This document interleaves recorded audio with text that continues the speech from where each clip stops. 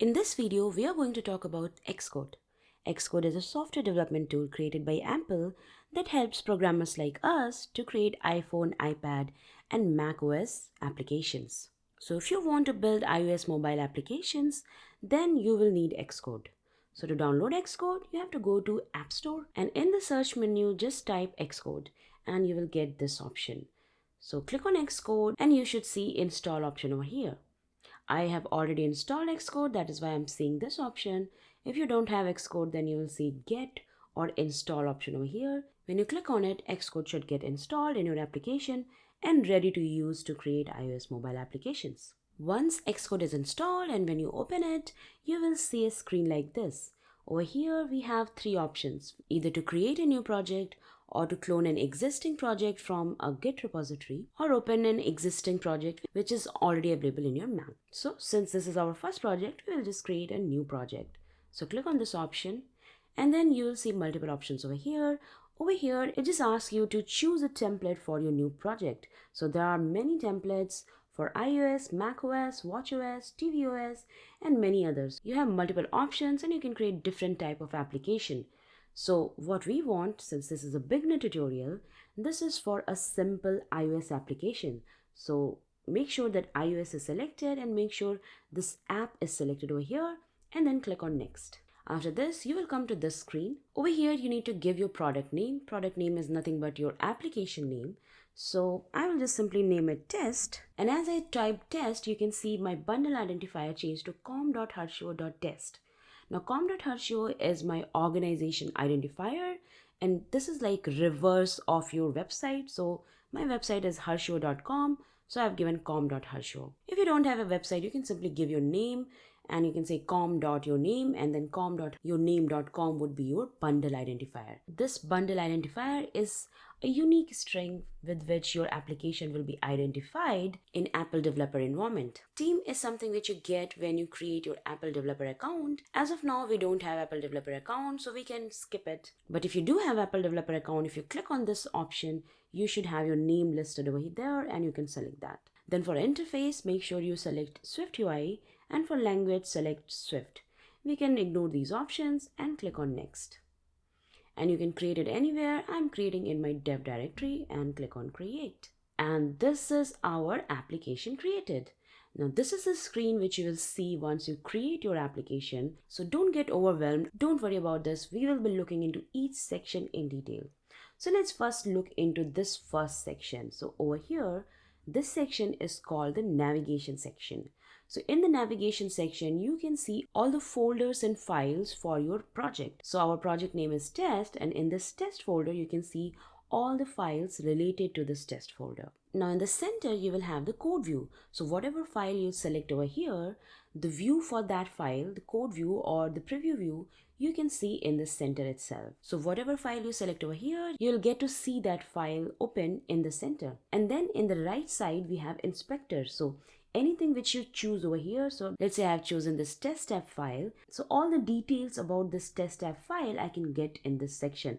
So there are multiple sections in this particular section itself. So the first one is identity and type. So you can see the name of your file, location to your file, and the full path to your file as well, and the target membership as well. So if you want more details about what you have selected in your navigation section and what you have selected in the center section, you can look into the inspector section. Now let's look into each of these files which were created when we created a new application.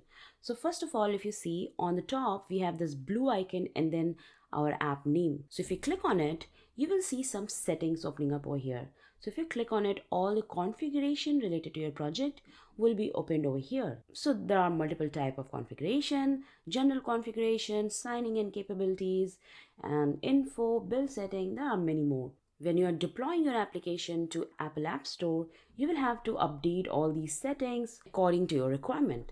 So some general setting, as you can see, which we can update right now as well, is the minimum deployment. Minimum deployment means your application will work only for 16.0 iOS version. So let's say I don't want it to work only for 16.0. I wanted to work for maybe 15.0 as well.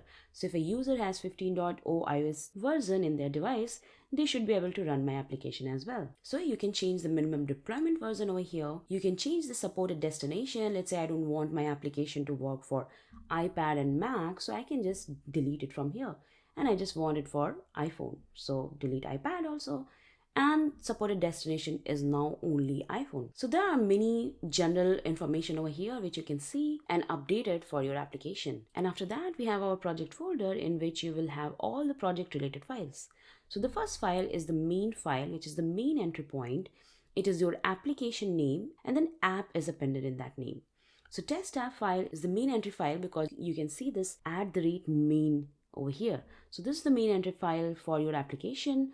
And nothing much is done over here. We are just calling our content view, and with the same name you can see we have a new file, content view. Content view is the file which is main UI of your application. So if I run this application right now, then I will see this UI because this is the main UI which is being called from our test app. So if you see, the content view has two parts. One is the code and one is the preview part. In the code part, if you change anything, you can see the changes in the preview part.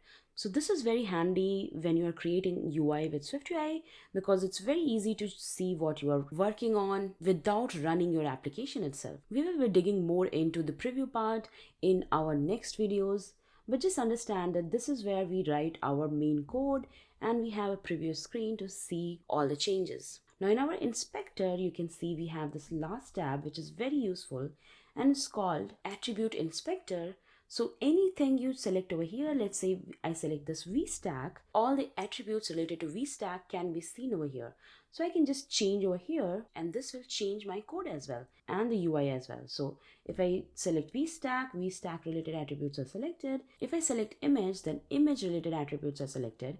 If I select text, then text related attributes are selected. So this is very helpful. If you want to see all the attributes related to your UI element, you can see it in the attributes section. If you don't want to use this section, you can simply toggle it over here.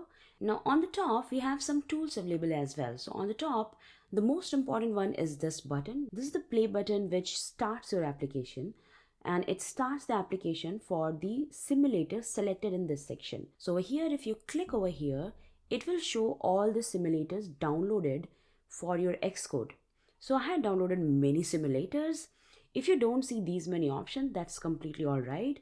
And if you want to add more simulator, you can simply click on this add simulator option, and after clicking on it, you can select the device type which you want. You can select the OS version as well, and you can give your own name to the simulator and click on create. And after clicking on create, that particular simulator should be available in this list of simulators as well. So since iPhone 14 Pro is selected, if I click on this button, it will run this application in iPhone 14 Pro. So let's click on it. So build succeeded and our application is running on iPhone 14 Pro. So it is launching the iPhone. Since this is the first time we are launching our application, this takes some time, but from the next time onwards, it would be much faster. Now, as you can see, whatever you had seen in our preview section, you can see running in your simulator as well. Now, before going to next section, I want to show one more option which we have in Xcode is this plus icon. So if you click on this plus icon, you will have more elements, UI elements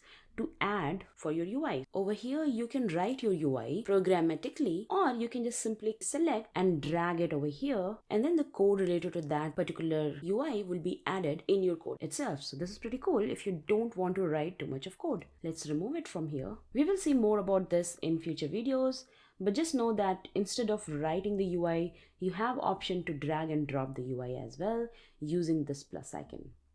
And then on top, if you see, we have all these options. There's so many options like file. You can create a new file in your project using this file, new file option. You can create a new project also from here.